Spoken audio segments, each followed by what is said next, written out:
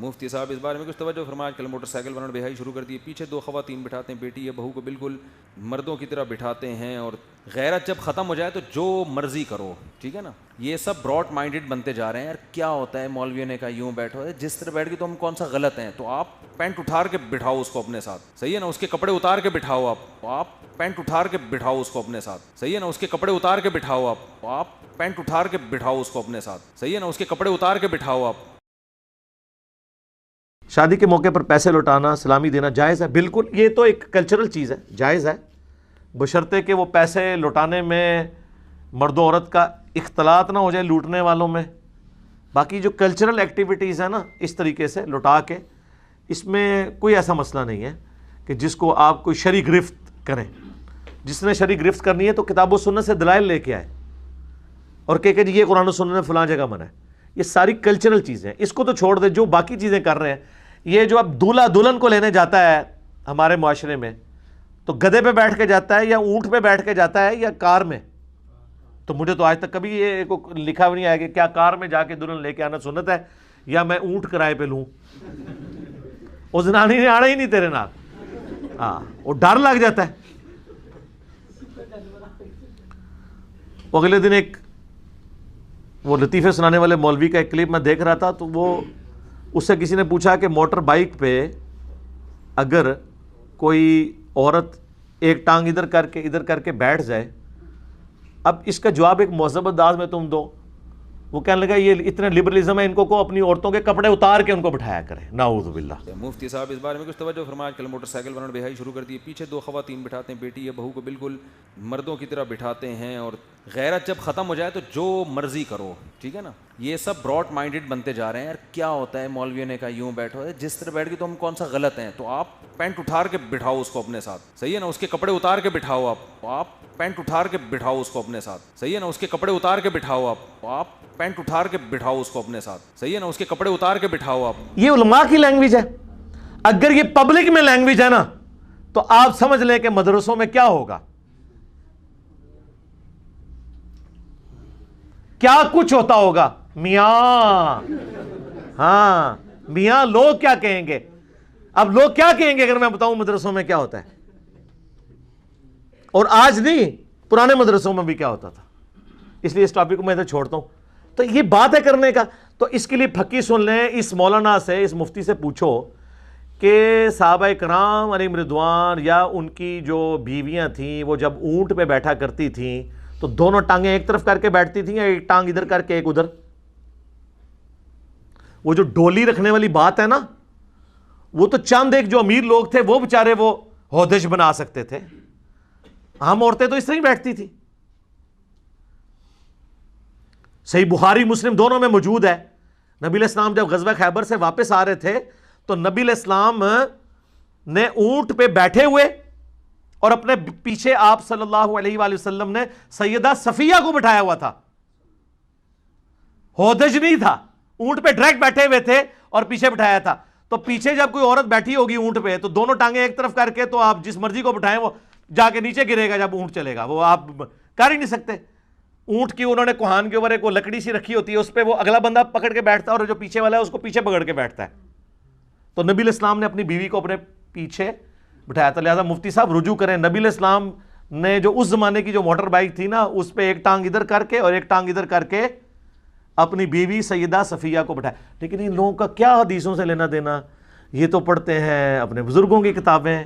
میاں بس اتنا, زیادہ نہیں, زیادہ آگے نہیں جاؤ. یہ تو وہ پڑھتے ہیں. اور یہ تو آج کل آپ کو برا لگ رہا ہے, آپ گاؤں ایریا کے جتنے لوگ ہیں ان سے پوچھیں کہ یہ اپنی بیوی بچوں کو ایون اپنی ماؤں کے ساتھ جب سفر کرتے ہیں گاؤں ایریا میں, وہ کمفرٹیبل ہوتے ہیں ایک ٹانگ ادھر رکھ کے ایک ادھر رکھ کے بیٹھنے میں. یہ آج سے تو نہیں لوگ موٹر بائک پہ بیٹھ رہے ہیں ایسے.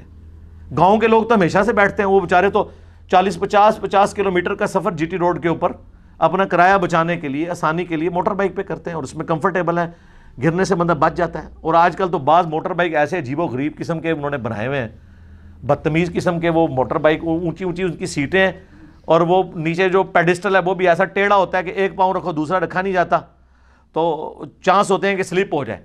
تو ایک طرف ٹانگ ادھر ہو ایک طرف ادھر ہو, اگر کوئی بیٹھ جاتی ہے عورت, اس سے آپ کا وہ کیا لے رہی ہے؟ اگر وہ پردے کے اندر بیٹھی ہوئی ہے آپ کو کیا مسئلہ ہے؟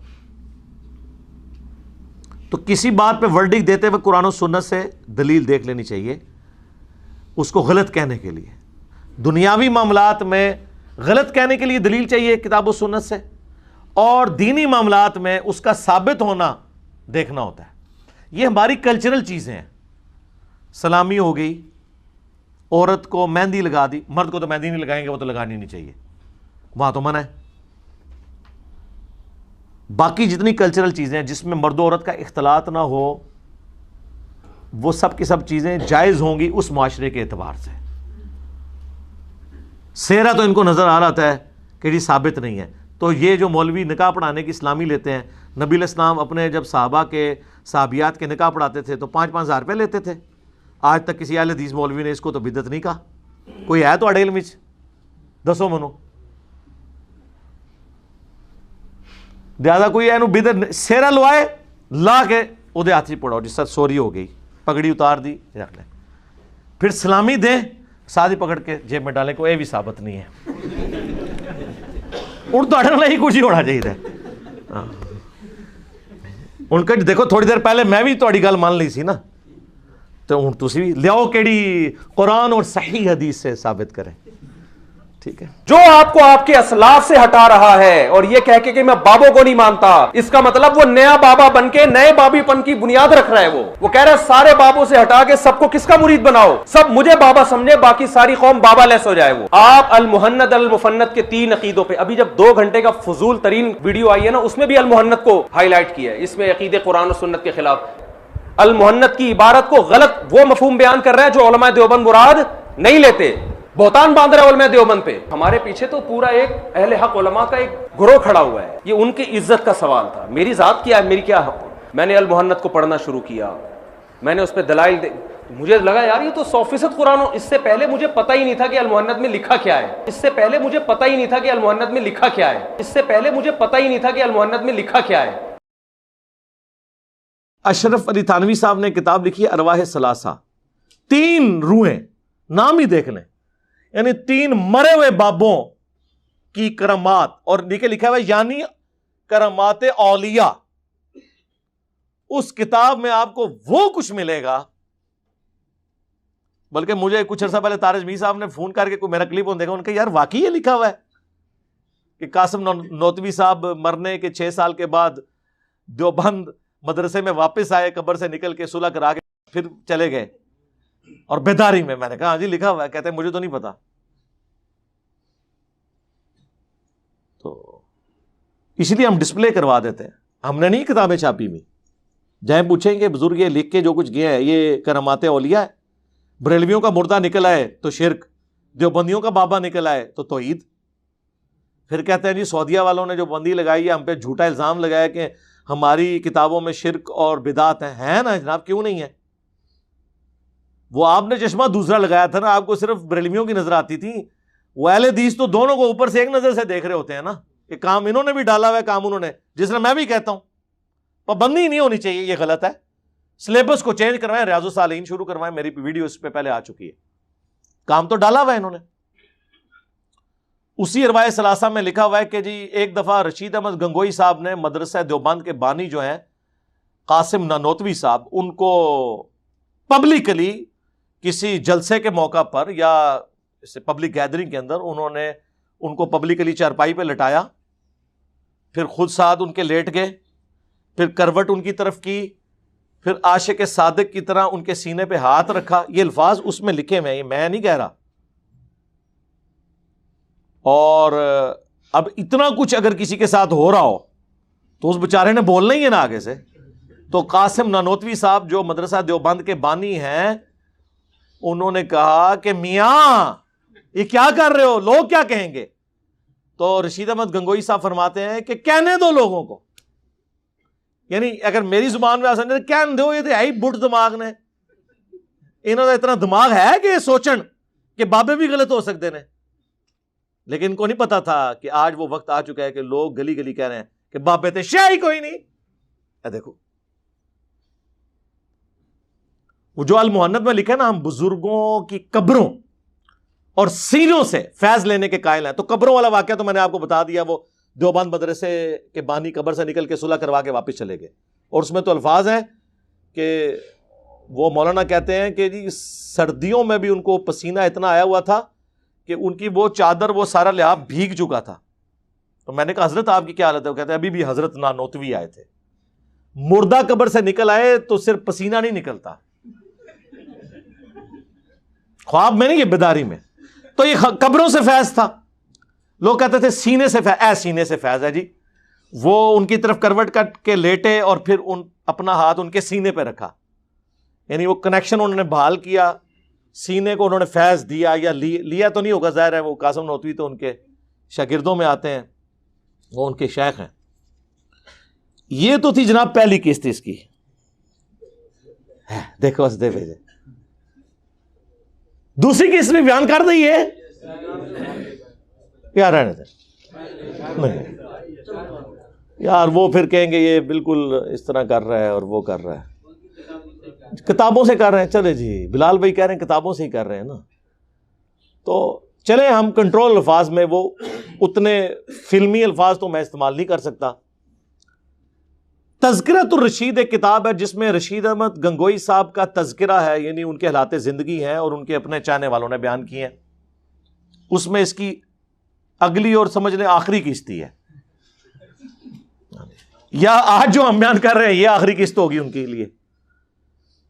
اس میں اس خواب کا ذکر موجود ہے. یہ تو بیداری تھی نا کہ وہ عاشق صادق کی طرح لیٹے، اور قاسم نانوتوی کو بھی سمجھ آ گئی. انہوں نے کہا میاں کیا کر رہے ہو، لوگ کیا کہیں گے. اس کی اگلی قسط یہ ہے کہ تذکرۃ الرشید میں لکھا ہے کہ رشید احمد گنگوئی صاحب کہتے ہیں کہ میں نے ایک رات خواب میں دیکھا کہ مولانا قاسم، جن کو انہوں نے پہلے لٹایا تھا اور سینے میں فیض ٹرانسفر کیا تھا، وہ دلہن کی شکل میں میرے عقد میں آئی ہیں. جی جی جی جی جی، وہ دلہن کی شکل میں، یہ نہیں انہوں نے کہا کہ میری دلہن اس شکل میں آئی، انہوں نے کہا وہ دلہن کی شکل میں میرے خواب میں آئیں، عقد میں آئی، خواب میں ہی انہوں نے دیکھا. اور اس کو آگے بیان کرنے سے پہلے میں بتا دوں کہ بخاری مسلم دونوں میں حدیث ہے کہ خواب کی 3 اقسام ہیں: اللہ کی طرف سے، شیطان کی طرف سے، یا نفس کی طرف سے. نفس کی خواہشات بھی بعض اوقات اس طرح سامنے آتی ہیں. جیسے عمران خان صاحب نے 2013 میں کہا کہ میں نے خواب دیکھا ہے کہ میں پرائم منسٹر بننے والا ہوں، کلین سویپ کیا ہے. اس وقت تو نہیں ہوا، بعد میں کلین سویپ نہیں ہوا، پرائم منسٹر وہ بن گئے. تو اس وقت جو خواب انہوں نے دیکھا تھا نا، وہ ان کی نفس کی خواہش تھی، وہ سامنے آئی. ہر وقت جب بندہ سوچے تو کچھ نہ کچھ تو ہو جاتا ہے. ڈاکٹر طاہر القادری صاحب نے تو آپ میں سے کئی لوگوں کی پیدائش سے پہلے یہ خواب دیکھا ہوا ہے. تو نفس کی خواہش ہی تھی نا، ہوئی تو نہیں، کوئی غیبی خبر تو نہیں تھی وہ والی.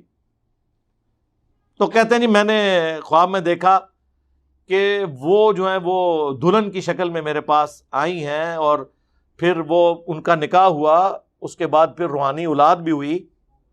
ہاں جی. اور اس کے بعد یار یہ اگر کسی کو خواب آیا بھی تھا تو ظالموں اس کو لکھنے کی کیا ضرورت تھی. اور اس میں وہ لکھتے ہیں، اور پھر آگے اب لکھنے والے کو بھی شرم نہیں آ رہی، اب اس کی وہ تعویل کر رہا ہے. وہ کہہ رہا ہے جی یہ خواب کی تعبیر اصل میں یہ تھی کہ مولانا قاسم نانوتوی صاحب نے رشید احمد گنگوئی صاحب کے شاگردوں کی، اسٹوڈنٹس کی تربیت کرنی تھی بات میں. تو اس سے انہوں نے یہ بھائی تربیت کرنے کے لیے بیوی بن کے ان کے عقد میں آنا اور پھر اس سے اولاد پیدا ہونا، یہ پورا کام ہونا ضروری تھا. اگر یہ سمجھتے ہیں نا کہ اس خواب میں کوئی مسئلہ نہیں ہے تو سر بیان کرو. پوری دنیا کی دیوبند کی مساجد میں اگلی دفعہ یہ خواب بیان کیا جائے بزرگوں کی کرامات کے طور پر. بھئی جو چیز ہوگی آپ فخریہ بیان کریں گے نا. جس عقیدے سے آپ لوگ منہ چھپاتے پھریں تو صحیح مسلم کی حدیث ہم آپ پہ فٹ نہ کریں. گناہ وہ جو تیرے دل میں کھٹکے اور تو اس بات سے ڈرے کہ لوگ اس پر مطلع ہو جائیں.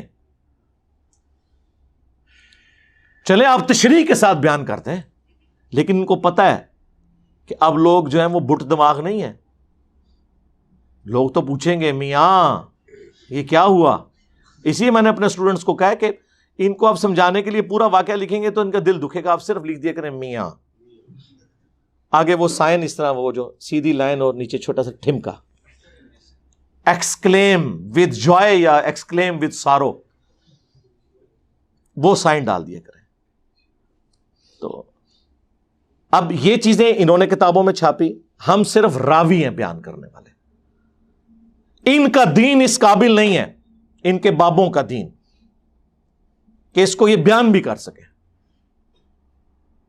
ہمیں کراچی سے اگلے دن اکیڈمی میں ایک کال آئی، تو کراچی کے ایک مفتی صاحب مشہور زمانہ لطیفوں والے، ان کے وہ نمازی بھی تھے، اور کہتے ہیں میں علی بھائی سے اتنی نفرت کرتا تھا، میرا بھائی مجھے کہتا تھا سنو، لیکن میں کہتا تھا میں نے سننا بھی نہیں. کہتا بس ایک ہی کلپ سنا. میں کہتا ہوں جی آپ ہمارا کوئی ایک کلپ سن لیں کسی بھی ٹاپک پہ، خواہ وہ فکر آخرت سے ریلیٹڈ ہو ہدایہ پورٹل کا، یا انڈرسٹینڈ اسلام میں بابوں کی کلاس والا کوئی کلپ ہو، یا مسلم اونلی کے اوپر اخلاقیات سے متعلق کوئی کلپ ہو، وہ کافی ہوتا ہے بتانے کے لیے کہ بھائی دین اس طریقے سے بیان ہوتا ہے ریفرنسز کے ساتھ. وہ کہتا جی ایک کلپ دیکھا اور وہ وہی تھا، قبر سے نکل کے صلح کروا کے واپس چلے گئے ارواح ثلاثہ. کہتا ہے میں تو حیران ہو گیا. تو میں نے مفتی صاحب سے کہا کہ اس طرح، تو ان مفتی صاحب نے کہا تمہیں منع کیا تھا انجینئر کو نہیں سننا. انہوں نے کہا جی میں نے چلے اب سن لیا، اب تو مجھے وائرس لگ گیا ہے، اب اگلا علاج بھی کریں نا، پریونٹیو مینٹیننس تو نہیں، کیوریٹو علاج تو میرا کریں نا. کہتے ہیں نہیں اصل میں آپ لوگوں کو ان باتوں کی سمجھ نہیں ہے، اس لیے ڈائریکٹ نہیں پڑھنی چاہیے. اس نے کہا جی میں ڈائریکٹ نہیں پڑھ رہا، میں کتاب لے کے آ رہا ہوں، آپ مجھے سمجھا دیں. کہتے کتاب لے کے گئے ہوں تو آئمائشیں شروع کر دی. کہتے مجھے فوراً ہی اندازہ ہو گیا یار یہ تو بالکل کسی بنیاد پہ نہیں کھڑے. اور مجھے کہنے لگے مجھے نہیں، میں وہ فون سن رہا تھا، کیونکہ جب اس طرح کی باتیں ہوں نا تو میں کبھی ابرار بھائی کے پاس بیٹھا ہوں نا تو وہ اسپیکر آن کر دیتے ہیں کہ تاکہ میری بھی تھوڑی حوصلہ افزائی ہو جائے سن کے. تو جب انہوں نے اسپیکر آن کیا تو وہ کہنے لگے علی بھائی جتنے یہاں پہ اس کے جلسے ہوتے ہیں، پروگرام ہوتے ہیں، اس میں ٹاپک آپ کو اس نے بنایا ہوتا ہے. ان کی ویڈیوز ریکارڈ نہیں ہوتی، ویڈیو تو یہ صرف وہ ایک ریکارڈ کر کے چڑھاتا ہے نا، باقی جتنے عام اس کے دورے جدھر بھی ہوتے ہیں نا، آپ کو ٹاپک بنایا ہوتا ہے کہ اس فتنے سے بچنا ہے. تو اب آپ کر لیں میرے بھائی، اللہ نے اس وقت ڈیجیٹل میڈیا کی وجہ سے سارے فرقوں کی بنیادیں اکھاڑ کے رکھ دی ہیں اس حوالے سے کہ ان کی تعلیمات اس قابل نہیں کہ پبلک کو پیش کی جائیں. ہم دیکھیں ان کی تعلیمات ہم پیش کر رہے ہیں، دیکھیں ان کے بزرگوں کی کرامات ہم بیان کر رہے ہیں. آج تک سنا تھا آپ نے بریلوی صرف اپنے بزرگوں کی کرامات بیان کرتے تھے، دیوبندیوں کی تو وہ مانتے ہی نہیں تھے. ہم تو مان بھی رہے ہیں اور بیان بھی کر رہے ہیں. پھر آگے بتا رہے ہیں آپ بتائیں یہ بزرگ ہیں میاں، بس اس سے زیادہ ہم کچھ نہیں کہیں گے. تو یہ ایک علمی ایک بوجھ تھا، ہم نے اپنے کندھے سے اتار دیا. کئی بار میں نے کہا دوسری قسط ہے، لوگ کہتے تھے لیاؤ دوسری، تو بس وہ دانش دی موت ہو گئی ہے. ٹھیک ہے نا.